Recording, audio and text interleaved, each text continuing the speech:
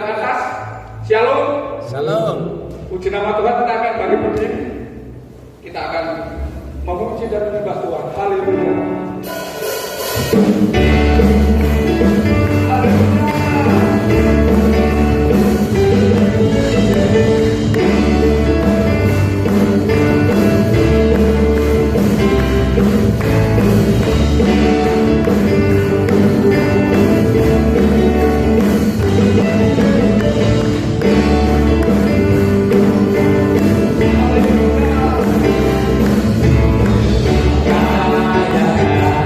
Yesus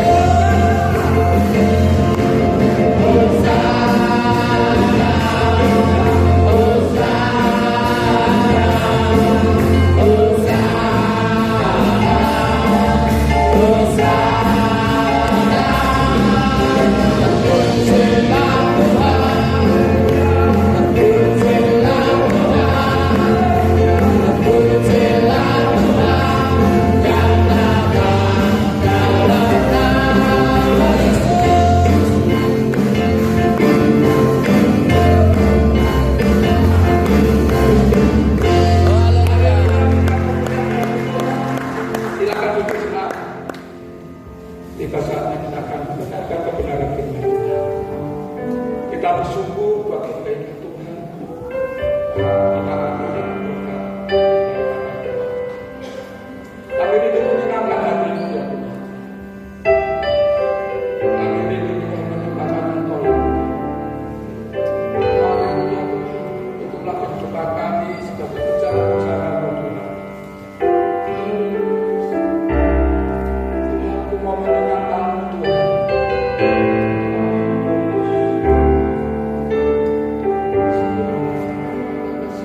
Singkatan darah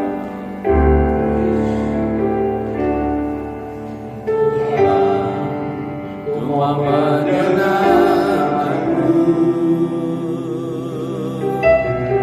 Tuhan berkelah hati jadi bencana untuk hormat-Mu cemerlang bagai emas putih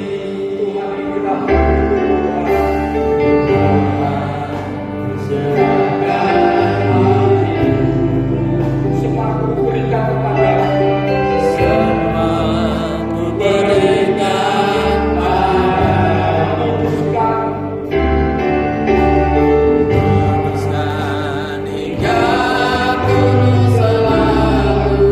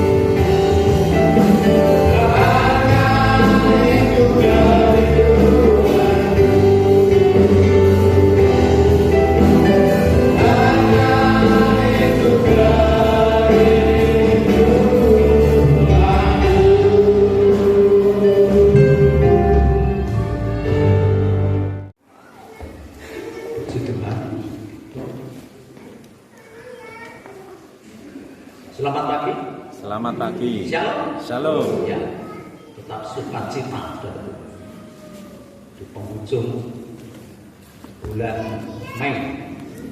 Berarti kita sudah 5 bulan memasuki tahun baru tahun 2021. Tiap pribadi yang hadir pada siang hari ini saja untuk hening sejenak 3-5 detik. Bayangkan di satu lapangan, di sana ada pertandingan sepak bola. Bayangkan di lapangan konkret atau di lapangan yang lain. Di sana ada pertandingan sepak bola. Tentunya di sana ada 2 kesebelasan yang bertanding. Bayangkan di dalam pertandingan sepak bola itu tidak ada gawang, tidak ada golpang. Saudara bisa bayangkan 2 kesebelasan ini berebut bola, tapi mereka tidak tahu kemana bola itu akan dibawa, kemana bola itu akan digiring. Karena masing-masing pemain mengerti tidak ada gawang, tidak ada golpang. Itulah kehidupan manusia yang tanpa tujuan. Mereka sibuk dengan perkara-perkara dunia, tapi mereka tidak tahu tujuan nanti kehidupan ini. Barangkali mereka menganggap kalau sudah kaya raya itu cukup dan mereka sudah sampai kepada tujuan. Ada orang yang kepingin merebut kekuasaan sampai berbuat sesuatu di luar undang-undang, kemudian dia meraih sukses. Maka sangka mereka sudah sampai pada tujuan, yaitu tersohornya sebuah nama. Tapi hari ini di dalam kehidupan kita, seperti pemain-pemain sepak bola yang kita memiliki gawang, kita memiliki gol, kita memiliki tujuan. Kehidupan kita punya suatu tujuan untuk memuliakan Tuhan. Yang mengerti katakan amin. Amin. Tujuan kehidupan kita untuk memuliakan Tuhan. Hari ini kita akan berbicara satu tema nasional, mana gereja Betel Indonesia seluruh Indonesia, bahkan ada yang ada di luar negeri, temanya sama, diurapi untuk melayani. Mari kita buka Alkitab kita 1 Petrus pasal yang kedua, 1 Petrus pasal yang kedua ayat 11 sampai 17.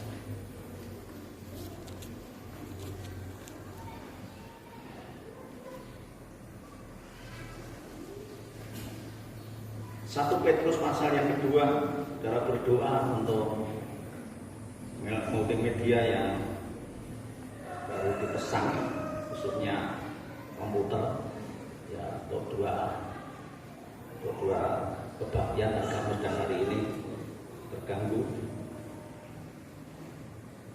1 Petrus pasal yang kedua ayat 11 sampai 17 saya bacakan. Peringatan untuk hidup sebagai hamba Allah. Jadi hamba Allah bukan hanya pendeta, tapi semua kita. Saudara-saudara yang kekasih, aku menasihatkan kamu supaya sebagai pendatang dan perantau, kamu menjauhkan diri dari keinginan-keinginan daging yang berjuang melawan jiwa. Milikilah cara hidup yang baik di tengah-tengah bangsa-bangsa bukan Yahudi, supaya apabila mereka memfitnah kamu sebagai orang durjana, mereka dapat melihatnya dari perbuatan-perbuatanmu yang baik dan memuliakan Allah pada hari Ia merawat mereka. Tunduklah karena Allah kepada semua lembaga manusia, baik kepada raja sebagai pemegang kekuasaan yang tertinggi, maupun kepada wali-wali yang diutusnya untuk menghukum orang-orang yang berbuat jahat dan menghormati orang-orang yang berbuat baik. Sebab inilah kehendak Allah, yaitu supaya dengan berbuat baik kamu membungkamkan kepicikan orang-orang yang bodoh. Hiduplah sebagai orang merdeka dan bukan seperti mereka yang menyalahgunakan kemerdekaan itu untuk menyelubungi kejahatan-kejahatan mereka. Tetapi hiduplah sebagai hamba Allah. Sekali lagi, tetapi hiduplah sebagai hamba Allah. Hormatilah semua orang, kasihlah saudara-saudaramu, takutlah akan Allah, hormatilah raja. 3 poin yang saya tulis sesuai dengan arahan ya dari BPK. Yang pertama, cara hidup sebagai hamba Allah yang siap melayani. Cara hidup sebagai hamba Allah yang siap melayani. Ketika Elia sudah melaksanakan tugasnya, ya membunuh nabi-nabi Baal, kemudian dia masuk ke sebuah gua Adullam. Dan apa yang terjadi di sana? Tuhan menegur, "Hei Elia, apa kerjamu di sini? Perjalananmu masih panjang." Ketika itu Elia tidur. Ketika itu Elia sudah bosan dengan tugas pelayanan sebagai seorang nabi. Akhirnya Tuhan kirim burung gagak dengan membawa roti. Dan di sana ada kendi yang sudah tersedia air penuh di dalamnya. Dan kemudian dia minum, dia makan. Dikatakan oleh firman Allah, perjalananmu masih jauh, masih banyak tugas-tugas yang harus kamu kerjakan. Akhirnya Elia bergegas makan, minum, dan kemudian dia pergi untuk menunaikan tugas yang Allah berikan. Saudara, kita sebagai orang-orang Kristen yang dipanggil oleh Tuhan Yesus Kristus, lewat berbagai macam cara Tuhan memanggil kita. Mungkin ada orang yang menginjili kita, ada orang yang mengajak kita ke gereja, ada orang yang karena secara spesifik atau secara khusus Tuhan datang dan kemudian mengajak seseorang percaya kepada Tuhan Yesus Kristus. Apa tugas kita setelah kita ini dipanggil, dipilih oleh Tuhan? Saudara dan saya bukan hanya menjadi jemaat yang setia, duduk di bangku untuk memanasi bangku-bangku atau kursi-kursi, tidak. Saudara dipanggil dan dipilih oleh Tuhan untuk menjadi kawan sekerja Allah. Ya, seorang hamba Tuhan yang mengatakan gembala itu menjadi gembala dan domba itu harus beranak domba. Saya kurang setuju. Mungkin si hamba Tuhan itu sudah puas. Ya, dia menjadi seorang gembala yang tugas menginjil, yang tugas melipat gandakan jumlah orang-orang yang percaya itu adalah domba-domba saja. Tidak. Seluruh umat manusia, baik itu gembala sidang, majelis gereja, jemaat biasa, jemaat am, mereka adalah kawan sekerja Allah. Kita masing-masing, tiap-tiap pribadi menjadi kawan sekerja Allah untuk mengerjakan pekerjaan Tuhan yang mulia itu. Saudara, 3 hal yang perlu kita perhatikan di sini.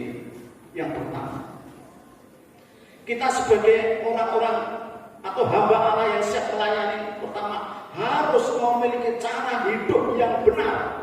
Ayat 11 sampai 12 di sini dikatakan, saudara-saudara yang kekasih, aku menasihatkan kamu supaya sebagai pendatang dan perantau, kamu menjauhkan diri dari keinginan-keinginan daging yang berjuang melawan jiwa. Milikilah cara hidup yang baik di tengah-tengah bangsa-bangsa, bukan Yahudi, supaya apabila mereka memfitnah kamu sebagai orang durhaka, mereka dapat melihatnya dari perbuatan-perbuatanmu yang baik dan memuliakan Allah pada hari yang melawan mereka. Persyaratan yang harus ada di dalam kehidupan kita. sebagai hamba-hamba Allah, sebagai umat-umat ketegusan Tuhan, sebagai pengerja-pengerja di dalam gereja, kita harus menunjukkan kehidupan yang baik. Kehidupan yang baik. Ada seorang namanya Zulkifli, Muhammad Zulkifli. Dia adalah tokoh agama di Aceh, seorang ustaz, seorang guru ngaji. Tidak ada seorang pun orang Kristen yang berani nginjil. Tidak ada seorang hamba Tuhan yang ada di kota yang di provinsi Aceh yang berani mendekati ini, karena mereka sudah tahu ini adalah tokoh agama lain. Tetapi apa yang terjadi? Si orang ini, si ustaz ini melihat kehidupan satu keluarga Kristen yang sangat baik. Perhatikan, saudara boleh buka YouTube-nya. Si orang ini melihat kehidupan satu keluarga Kristen yang baik, sangat baik. Orang yang kehidupannya baik itu orang dari Jogja dan dia pernah tinggal di Melampung, Aceh. Akhirnya si ustaz ini tertarik. Kehidupan orang Kristen yang baik ini dia tertarik. Dan singkat cerita, dia bertobat dan sekarang jadi pendeta. Coba bayangkan.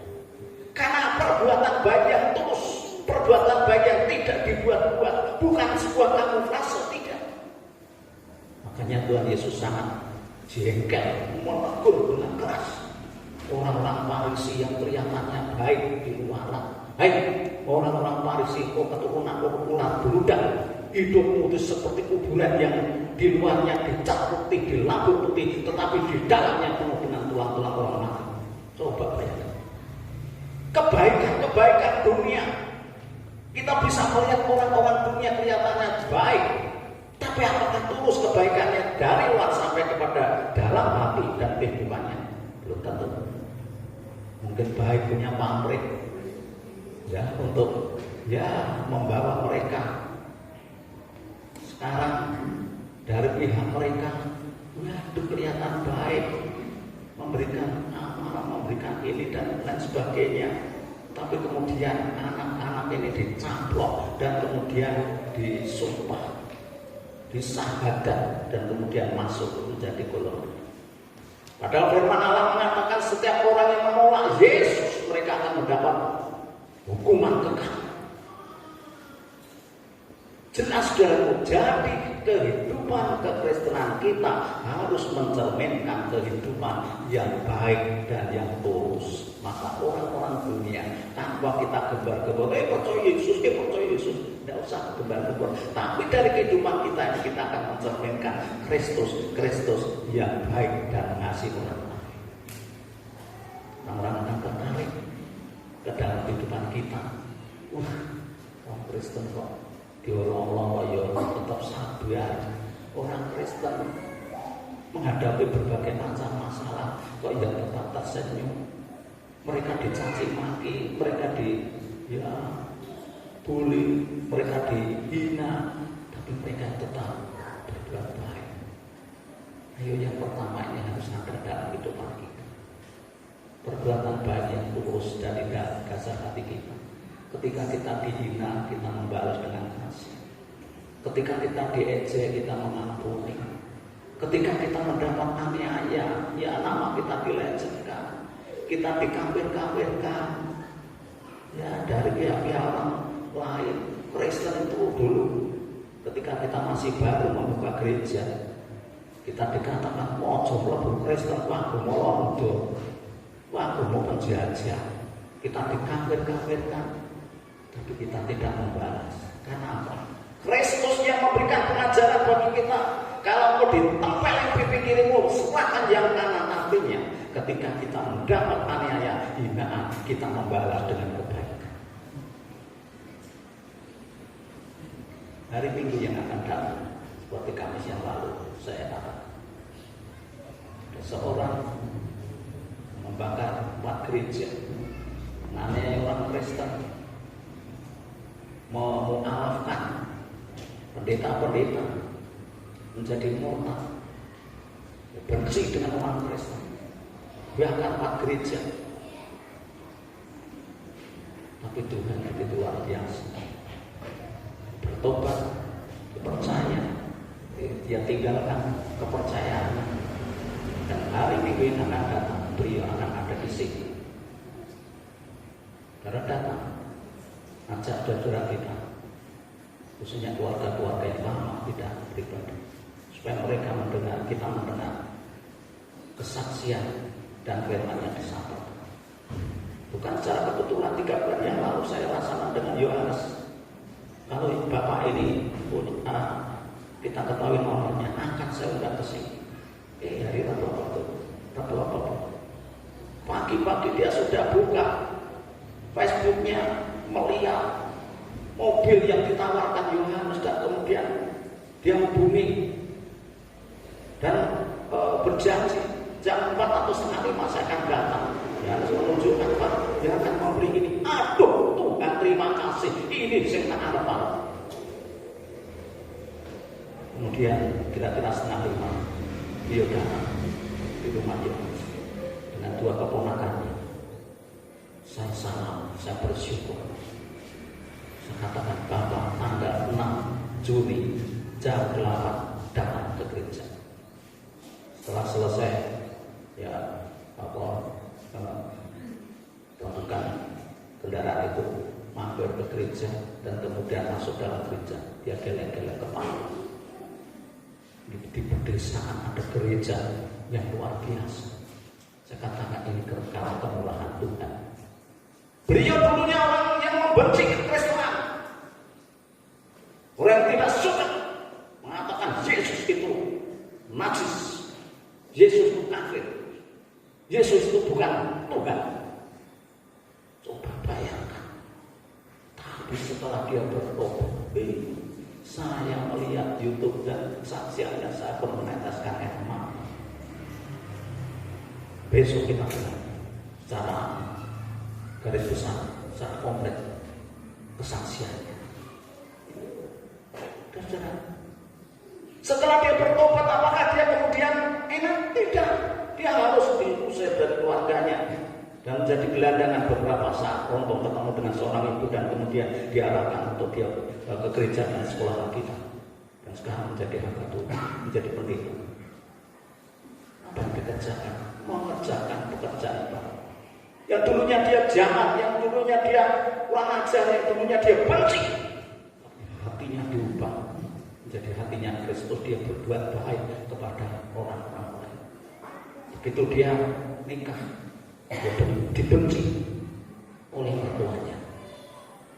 Tapi setelah dia diberkati Tuhan, kemudian dia membalas kebencian mertuanya dengan kasih, membantu ekonomi daripada mertuanya, dan kemudian mertuanya menjadi baik. Ini hasil daripada satu pribadi yang dimanifestasikan, yang diwujud nyatakan di dalam kehidupan, baik itu perkataan, perbuatan, dan tingkah laku. Yang kedua, 1 Timotius tolong biar bacakan, ini ada korelasinya. Yang pertama tadi, hidup kita harus menjadi teladan bagi semua sesama. 1 Timotius pasal 4 ayat 12. Saya akan membacakan di dalam 1 Timotius 4 ayat yang ke-14, ayat yang ke-12, demikian firman Tuhan. Jangan seorang pun menganggap engkau rendah karena engkau muda. Jadilah teladan bagi orang-orang percaya dalam perkataanmu, dalam tingkah lakumu, dalam kasihmu, dalam kesetiaanmu, dan dalam kesucianmu. Amin. Amin. Ini kekristenan. Pesan Paulus kepada anaknya Timotius. Timotius artinya anak yang saleh. Walaupun engkau muda, tetapi engkau harus menjadi teladan. Engkau harus menjadi tawalubi. Engkau harus menjadi contoh bagi orang-orang percaya dan bagi setiap orang yang kamu jumpa.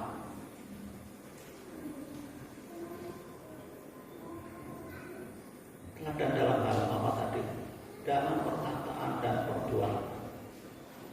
dengan cara itu orang akan kesengsem, orang-orang akan tertarik kehidupan orang-orang Kristen. Kenapa Perdana Menteri India pertama Mahatma Gandhi, ya, kenapa dia tidak jadi orang Kristen? Dalam buku hariannya dikatakan nyaris aku menjadi orang Kristen, tetapi dia akhirnya gagal. Kenapa? Dia melihat orang-orang Kristen, kehidupan orang-orang Kristen di New Delhi, India tidak baik. Orang-orang Kristen membenci orang-orang Hindu di sana. Dan akhirnya Mahatma Gandhi kemudian batal menjadi orang Kristen. Gara-gara kehidupan orang Kristen yang tidak baik, yang tidak menjadi teladan, yang tidak menjadi contoh. Akhirnya seorang Perdana Menteri ini gagal menjadi orang Kristen. Andai kata dia melihat kebaikan orang Kristen, dia akan menjadi Perdana Menteri Kristen yang pertama di India. Dan saya percaya menjadi berkat bagi banyak orang. Tetapi ceritanya lain. Gara-gara ada keluarga Kristen yang tidak menjadi contoh. Hari ini mari saudara, kita belajar dengan orang-orang lain supaya kita berbuat baik. Kita belajar menjadi teladan bagi orang-orang lain. Orang-orang Kristen yang semaki, merapi, menyenangkan. Banyak orang tertarik, simpati, apalagi empati kepada kita. Wah, itu luar biasa. Yang kedua, memiliki kerendahan hati. Ayat 13-14. Memiliki kerendahan hati. Tunduklah karena Allah kepada semua lembaga manusia, baik kepada raja sebagai pemegang kekuasaan yang tertinggi, maupun kepada wali-wali yang diutusnya, wali kota, ya, bupati, wali kota, camat, RT, RW, lurah, presiden, gubernur, maupun kepada wali-wali yang diutusnya untuk menghukum orang-orang yang berbuat jahat dan menghormati orang-orang yang berbuat baik, ya.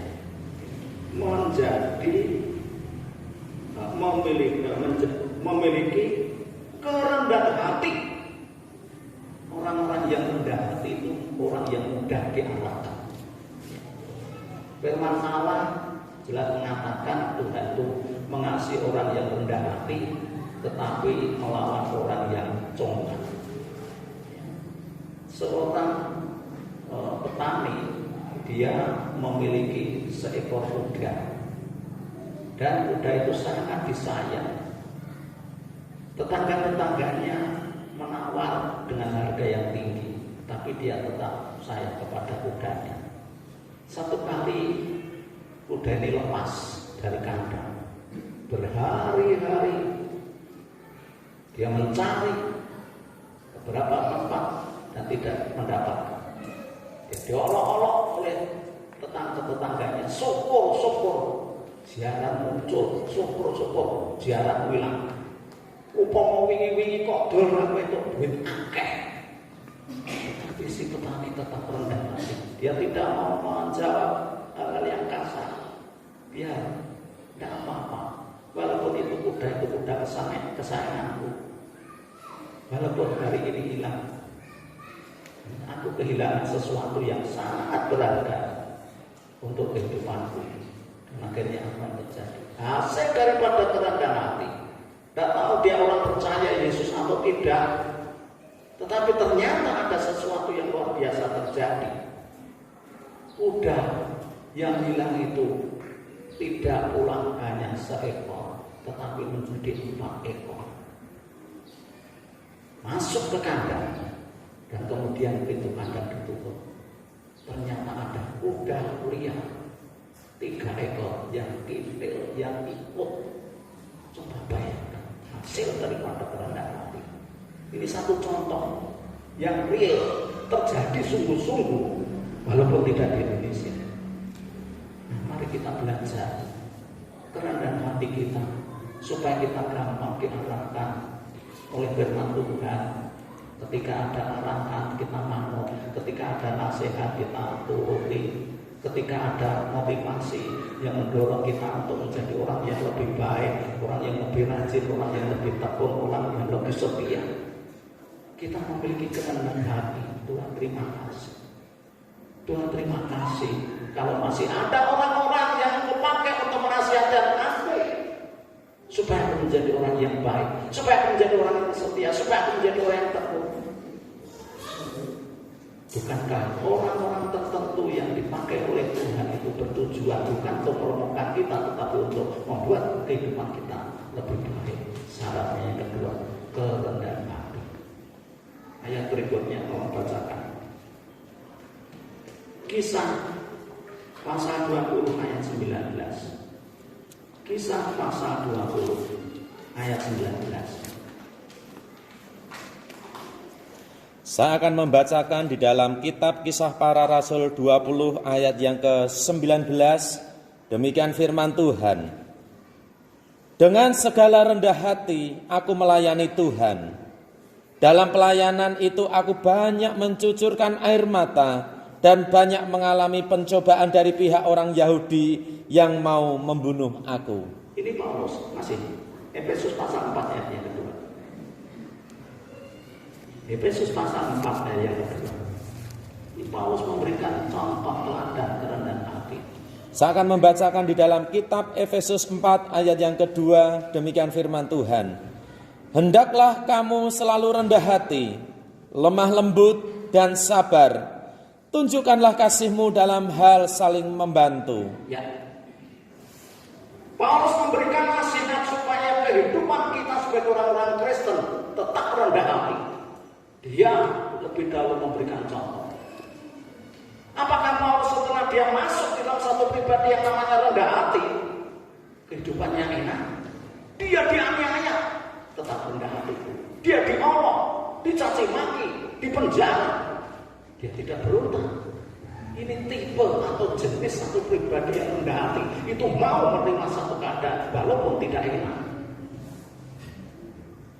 Tapi biasanya kita, ya ada di antara kita, ketika ada sesuatu yang kurang enak, kurang nyaman, kita berontak, kalah ngomong, rendah hati ngomong, emosi yang ditonjolkan. Mari kita belajar hari ini, lembutkan hati kita, Amin. lembutkan pribadi kita. Paulus sendiri mengatakan, aku banyak mencucurkan air mata di dalam aku menjalani kehidupan yang rendah hati.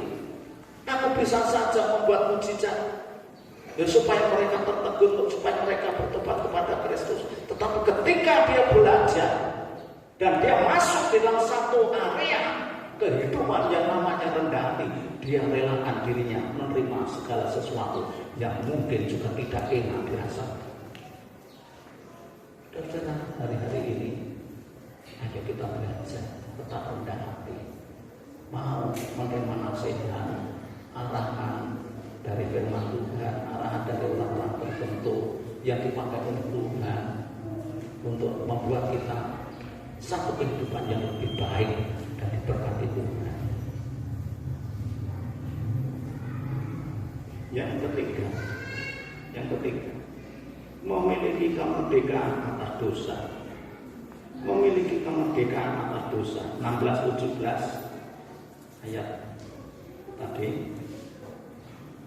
Hiduplah sebagai orang merdeka dan bukan seperti mereka yang menyalahgunakan kemerdekaan itu untuk menyelubungi kejahatan mereka.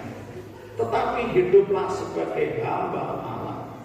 Hormatilah semua orang, kasihlah saudara-saudaramu, takutlah akan Allah, hormatilah raja. Yang ketiga ini, memiliki kemerdekaan atas dosa. Merdeka. Nah, ini Pak Sam ini yang membuat ini. Ini gambaran orang yang merdeka. Rantai yang membelenggu kedua tangannya itu putus. Artinya merdeka. Orang-orang narapidana, ya, ada seorang hamba Tuhan yang dulunya orangnya jahat dan karuan. Ya, Muhammad Monoarfa itu orang yang kalau dengan orang Kristen jahatnya tidak ketulungan. Tapi setelah dia bertobat, penjara 4,5 tahun. Karena banyak suku Kedar yang dibawa, ratusan dari daerah Sulawesi Utara, ratusan orang-orang Kedar dibawa kepada Yesus. Dan akhirnya dia tangkap oleh baris dendam dan jebloskan dalam penjara 4,5 tahun. Dalam penjara dia belajar. Dalam penjara dia belajar rendah hati, dalam penjara dia belajar firman Allah. Dan akhirnya setelah habis masa hukumannya, dia bebas. Dia bebas, ketemu dengan famili-familinya, dikumpulkan untuk mengadakan syukuran, dan di sana Injil diberitakan. Sekarang menjadi seorang hamba Tuhan. Saya itu jauh di sana, di Sulawesi, andai kata di Jawa Tengah, andai kata di Semarang, dan kita punya nomornya. Saya pun akan undang beliau ke sini untuk memberikan kesaksian. Ini saudara, tidak tanggung-tanggung. Ketika orang-orang Kristen mengalami sebuah penderitaan aniaya, dia berani tetap rendah hati. Yang ketiga, dia berani bebas dari dosa-dosa, kebiasaan-kebiasaan di luar kehendak Tuhan. Ayo, banyak doa, banyak berkat. Sedikit doa, sedikit berkat. Tidak berdoa, orang Kristen nekat. Ayo kita bebaskan kehidupan kita. Jangan sampai kita terbelenggu. Yang namanya dosa bukan hanya mencuri, yang namanya dosa bukan hanya membunuh. Yakobus 4 ayat 17 dikatakan, barang siapa tahu bagaimana dia harus berbuat baik, tetapi tidak melakukan, dia sudah berbuat dosa. Jadi ketika kita tahu ibadah itu baik, lakukan. Kita tahu doa itu baik, lakukan. Kita menolong orang lain, mengasihi orang lain itu baik, lakukan. Tapi ketika kita tahu apa yang baik dan kita tidak melakukan, kita mencatat kita sudah berdosa. Bebaskan itu, bebaskan itu, supaya kehidupan kita ini plong. Wih, ada sukacita. Kita memuji Tuhan, tidak ada ganjalan. Kita beribadah juga dengan sukacita. Kita melayani dengan rela hati. Kita berbuat sesuatu untuk sesama dan kepada untuk Tuhan. Wih, rasa-rasanya itu enak banget. Tidak ada beban. Aduh, besuk menaik. Aduh, kebaktian menaik. Aduh, doa menaik. Aduh, perayaan menaik. Tidak. Orang-orang yang telah terlepas dari belenggu-belenggu yang membuat kita ini terkungkung. Mereka akan merasakan satu sukacita yang luar biasa. Camkan itu. Galatia pasal 5 ayat 13.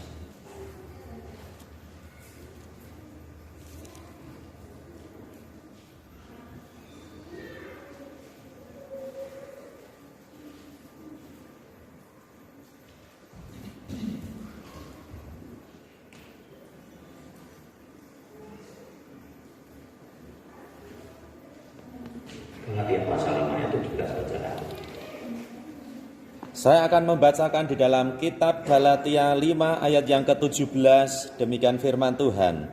Sebab keinginan daging berlawanan dengan keinginan roh, dan keinginan roh berlawanan dengan keinginan daging. Karena keduanya bertentangan, sehingga kamu setiap kali tidak melakukan apa yang kamu kehendaki. Amin. Akan tetapi, jikalau kamu memberi dirimu dipimpin oleh roh, maka kamu tidak hidup di bawah hukum Taurat. Perbuatan daging telah nyata, yaitu percabulan, kecemaran, hawa nafsu, penyembahan berhala, sihir, perseteruan, perselisihan, iri hati, amarah, kepentingan diri sendiri, percideraan, roh pemecah, kedengkian, kemabukan, pesta pora dan sebagainya. Terhadap semuanya itu kuperingatkan kamu, seperti yang telah kubuat dahulu, bahwa barang siapa melakukan hal-hal yang demikian, ia tidak akan mendapat bagian dalam kerajaan Allah. Ya, dua-dua. Terus. Tetapi buah roh ialah kasih, sukacita, damai sejahtera, kesabaran, kemurahan, kebaikan, kesetiaan, kelemah lembutan, penguasaan diri. Tidak ada hukum yang menentang hal-hal itu. Ya, ayat 19-20 itu sifat-sifat yang harus kita buang. Amin. Yang harus kita kembangkan adalah ayat yang ke-22. Ini dari bukti daripada kita yang terbebas daripada roh-roh dunia. Tetapi buah roh ialah kasih, lakukan. Sukacita, rasakan. Damai sejahtera, tularkan. Kesabaran, kemurahan, kebaikan, kesetiaan, kelemah lembutan, penguasaan diri. Tidak ada hukum yang menentang hal-hal itu. 9 buah roh itu harus kita tumbuh kembangkan dalam kehidupan kita, dan kita kikis terus roh-roh yang bukan daripada Tuhan, roh-roh kedagingan, roh-roh yang membuat kita terjerumus di dalam dosa. Amin.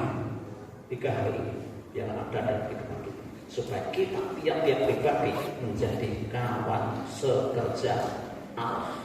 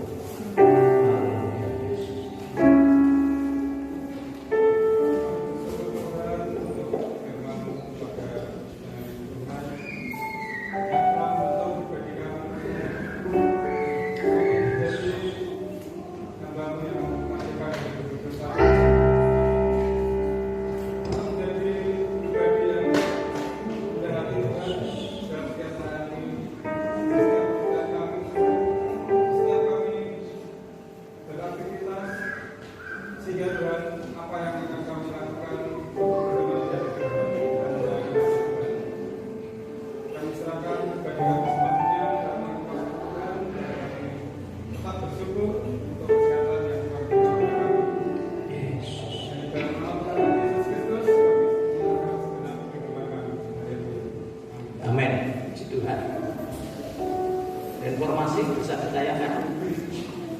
Bisa. Ya, ada pengumuman setelah ibadah nanti seluruh panitia pembangunan tinggal sebentar untuk berkumpul bersama karena pembangunan ruang PPA akan dimulai besok pagi ya Bu. Jadi sekali lagi panitia pembangunan kumpul untuk kita membicarakan bersama. Dan kemudian seperti saya sebut tadi, minggu depan kita akan dilayani oleh Bapak Pendeta Yosua Muhammad Yasin. Beliau dari Jawa Barat, dari Bogor, yang dan saya singgung tadi, membakar beberapa gereja GBD di daerah Citayam, Sukabumi dan sebagainya. Tapi setelah bertobat jadi seorang hamba Tuhan dan berkeluarga di Bawen. Jadi kerjanya di Bawen.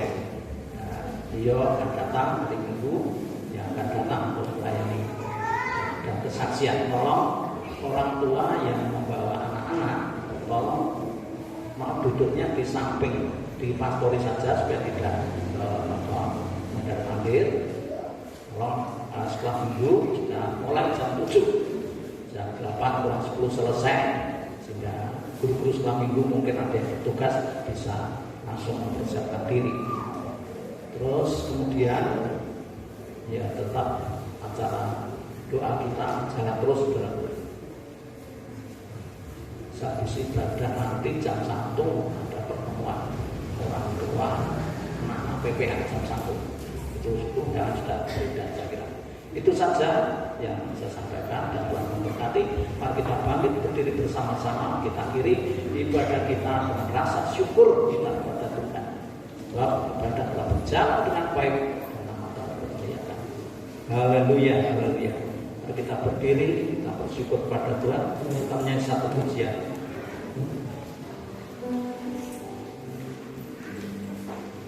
Betapa hatiku berterima kasih.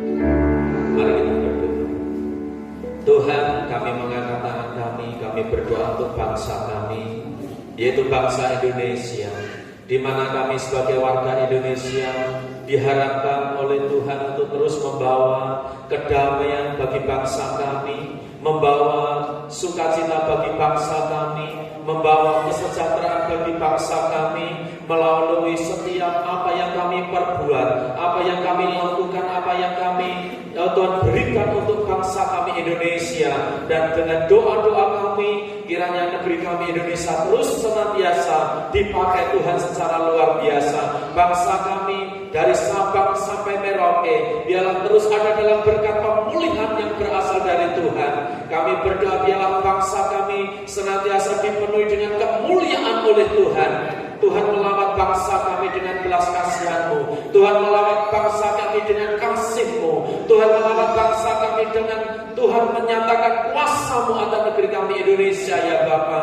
Tuhan Kau memberkati setiap para pemimpin-pemimpin kami, mulai dari presiden, wakil presiden, orang-orang yang duduk di dalam kursi pemerintahan, yang ada di kabinet kementerian, untuk orang-orang yang duduk di dalam kursi DPR tingkat daerah sampai tingkat provinsi maupun tingkat pusat. Tuhan Kau memberkati mereka, Tuhan memampukan mereka untuk memimpin bangsa Indonesia ini ke arah yang lebih baik. Doa kami juga, kami berdoa untuk TNI dan Polri yang Tuhan percayakan untuk membawa keamanan untuk negeri Indonesia ini. Tuhan, Engkau pakai mereka secara luar biasa, ya Bapa. Demikian juga kami berdoa untuk gereja-gereja Tuhan yang ada di Indonesia.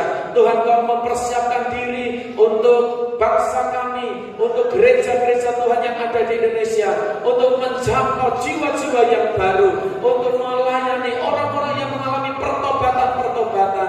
Kami berdoa Tuhan untuk para hamba-hamba Tuhan. Kami berdoa Tuhan untuk para penginjil, untuk orang-orang misionaris-misionaris yang ada di negeri Indonesia ini. Tuhan, Engkau pakai mereka secara luar biasa, ya Bapa. Dan kami percaya lewat kami sebagai umat-umat Tuhan yang percaya kepada Engkau, kami akan terus membawa doa, kami akan terus membawa doa bagi bangsa Indonesia ini, sehingga sekali lagi kemuliaan Tuhan turun atas negeri Indonesia, ya Bapa. Tuhan, kami bersyukur kepada Engkau untuk pagi hari ini. Tuhan, kami telah beribadah kepada Engkau. Kami telah memberikan yang terbaik di dalam ibadah pada pagi hari ini, melalui suara kami, melalui puji-pujian kami, melalui penyembahan-penyembahan kami kepada Engkau, melalui kehidupan kami yang kami persembahkan. Kiranya Tuhan Engkau berkenan di dalam ibadah yang telah kami lakukan pada pagi hari ini, ya Bapa. Terima kasih. Dan demikian juga setelah kami ibadah Tuhan, kami akan keluar dari gereja ini, kami akan memberikan persembahan lewat keuangan kami. Kami berdoa di dalam nama Tuhan Yesus, Tuhan Kau menguduskan setiap persembahan-persembahan kami, sehingga lewat keuangan yang kami kumpulkan bagi gereja Tuhan di tempat ini akan dipergunakan untuk pengembangan gereja Tuhan di tempat ini. Terima kasih Tuhan, Engkau juga memberkati para guru-guru sekolah minggu yang tadi pagi telah mengajar anak-anak sekolah minggu. Tuhan memberkati anak-anak yang telah beribadah kepada Tuhan. Engkau memberkati Tuhan.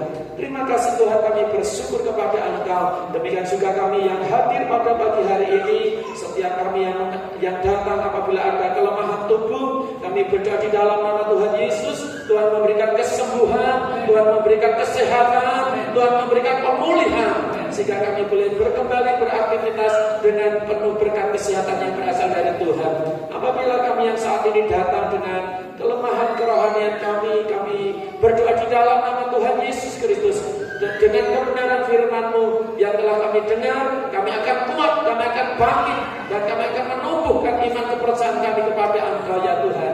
Dan kami apabila ada yang kami datang dengan membawa persoalan, beban-beban hidup yang sampai saat ini belum terselesaikan, doa kami di dalam nama Tuhan Yesus Kristus.